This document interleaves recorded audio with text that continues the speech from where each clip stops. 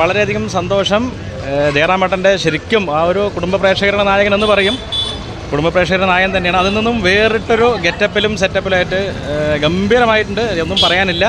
ഒരു സെക്കൻഡ് ഹാഫൊക്കെ പ്രതീക്ഷിച്ചു കൊണ്ടിട്ടുള്ളൊരു നിർത്തലാണ് പടം. ഒരു ഇമോഷണൽ ഡ്രാമ അതിൽ പറഞ്ഞിട്ടുണ്ടായിരുന്നു.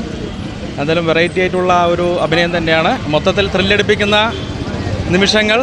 പിന്നെ ഈ സസ്പെൻസൊക്കെ എന്തായാലും കഴിഞ്ഞു ഫസ്റ്റ് ഷോയോടുകൂടി.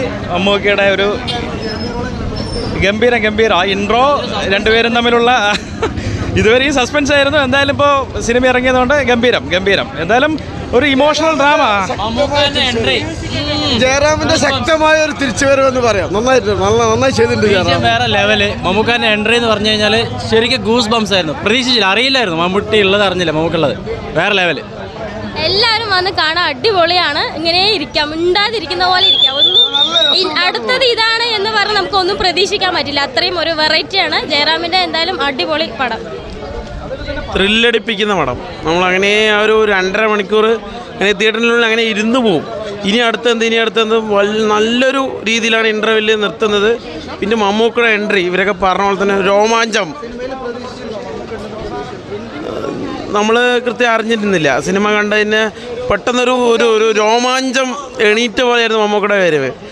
ജയറാമിൻ്റെ എൻട്രിയേക്കാൾ നല്ല ഗംഭീരമായി ബൂസ്റ്റ് കൊടുത്തത് നമ്മുടെ മമ്മൂക്കയുടെ എൻട്രി ആയിരുന്നു. വളരെ ഗംഭീരമായിട്ട് നല്ല ത്രില്ലിങ് പടം, ആർക്കും മോശമാവില്ല.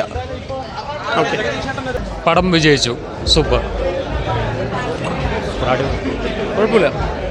വേറെ ലെവൽ പടം. സൂപ്പർ, അടിപൊളി പടം. സൂപ്പർ തന്നെ. സൂപ്പർ ആട്ടോ, തകർത്തു. പൊളി, അടിപൊളി, സൂപ്പർ. നന്നായിട്ടുണ്ടായിരുന്നു.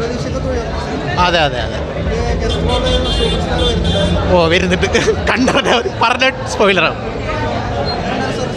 കൊള്ളാം, കുഴപ്പം.